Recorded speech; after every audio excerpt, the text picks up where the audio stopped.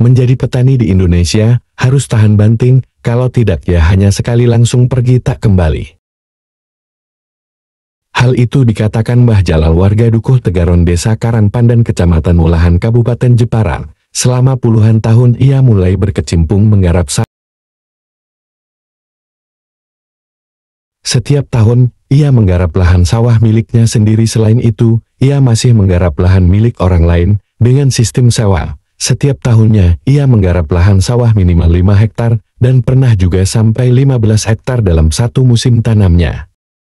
Sehingga ia tahu persis lika-liku seorang petani agar bisa mendapatkan hasil atau keuntungan dari menggarap sawah. Selain itu juga mengalami masa-masa tersedianya pupuk dengan harga yang terjangkau era zaman dulu. Hingga masa sekarang yang kesulitan mencari pupuk karena aturan kartu tani yang menyulitkan petani. Selain itu ia juga mengalami masa-masa sulit ketika datang musim kemarau yang kering, sehingga area persawahan kekurangan air. Begitu juga ia juga mengalami musim hujan dengan curah hujan yang tinggi, sehingga membuat sawah yang digarapnya kebanjiran tak mendapatkan hasil. Semua itu ia jalani puluhan tahun sampai sekarang, karena ia ingat mulai terjun menggarap sawah usia 23 tahun. Jika dikonversikan usianya yang kini lebih 50 tahun berarti ia terjun ke sawah menjadi petani lebih 25 tahun, tanpa henti. Menjadi petani bagi Abah Jalal merupakan panggilan hati, karena ia tahu rezeki datang dari awal itu lewat berusaha atau bekerja, sehingga menjadi petani adalah salah satu pilihan pekerjaan yang harus ia tekuni dalam kondisi apapun. Selain itu menjadi seorang petani merupakan didikan gurunya ketika mondok di desa Jumpasir. Ketika nyantri dulu ia sering diberi tugas pergi ke sawah untuk menggantikan gurunya yang sedang bepergian atau udur lainnya. Dari situlah ilmu pertaniannya mulai dipelajari. Selain arahan dari gurunya, juga belajar dari lapangan. Dari bertani inilah, ia bisa hidup sendiri dan menghidupi orang lain. Menggarap sawah tidak bisa dikerjakan sendiri, apalagi lahan garapannya luas, mulai dari mengolah lahan, sudah menghidupi orang lain. Ketika menanam padi dikerjakan manusia. Begitu juga membersihkan rumput, hingga panen pun masih butuh tenaga manusia untuk mengangkutnya meski potong padinya menggunakan mesin. Jadi itulah ia kenapa setiap tahunnya terus menggarap sawah meski dihantui harga pupuk yang mahal dan sulit, harga gabah yang ketika panen selalu anjlok di titik terendah, dan juga kesulitan lain seperti kekeringan dan banjir. Namun setelah ia jalani puluhan tahun, ia merasa memang bertani inilah pekerjaan yang harus ia tekuni sampai nanti. Selain itu di sela-sela waktu tak ke sawah ia gunakan untuk mengajar para santri, karena ia sepertinya mendapat tugas tak tertulis dari gurunya ketika mondok dulu. Bahwa sebaik-baik manusia adalah manusia yang bermanfaat untuk orang lain, dan jika punya ilmu harus diamalkan dan diajarkan kepada yang lainnya. Meski dalam situasi apapun, dan sampai kapanpun Abah Jalal akan terus tekuni pekerjaan sebagai petani. Bahkan selain bertani ia kadang juga menebas padi milik petani lain, agar terjadi persaingan yang sehat dan saling menguntungkan antara petani dan penebas. Tidak itu saja ia juga pernah berdagang beras dari satu pasar ke pasar yang lain. Mulai tanam padi sudah mulai umur 23 tahun. 23 tahun. 23 tahun sampai sekarang. Terus cuma dulu paling-paling 1 bau, 2 bau. Joko kan. Apa pedung pensiun mau nggarap sawah kabeh. Wong dhuwur pedung ngeleh. Wong dhuwur rata-rata nggih. Oh ngoten. Untuk harga gabai yang jenengan terakhir tahun kemarin 2023 pinten, Mbah? Terakhir wingi untuk tanam kedua.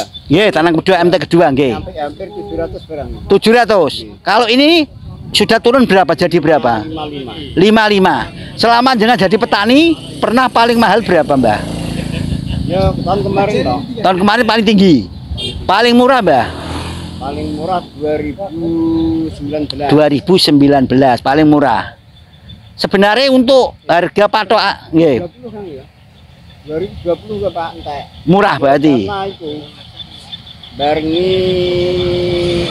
Pak Jokowi kan andun beras itu toh. Oh nggih. Mau tidak? Iki kan lebih apa mau lebih parah.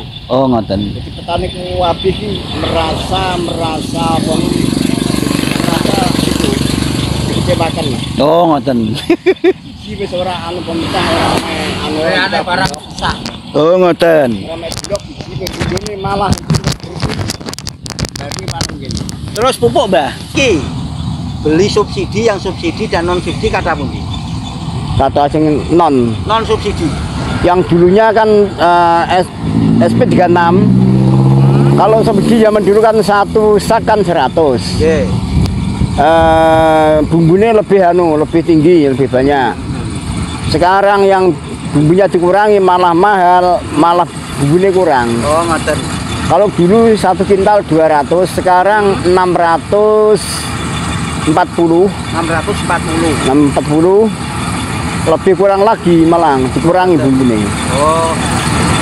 Terus sebenarnya pupuk subsidi cukup mboten dengan datai sing teko gesek Ora cukup. enggak cukup. Oh, ngoten. Cukup Pak. Ngoten ya. Sama sekali. Tetap masih butuh ya.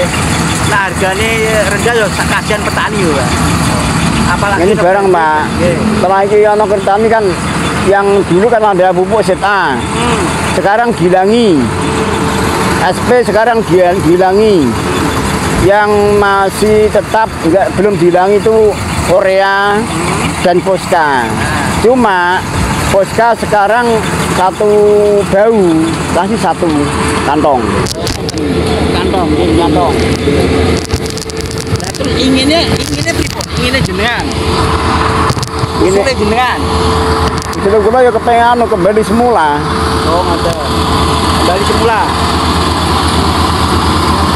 Nah, semula pernah gimana, Mbak? Pernah datai gimana? Kalau semula kan tidak usah menggunakan kartu tani. 2 semula kuwi pupuk lengkap. Lengkap. Nggih, ada apa aja? Ya ada Posca, ada Orea, ada ZA, ada pupuk SP36.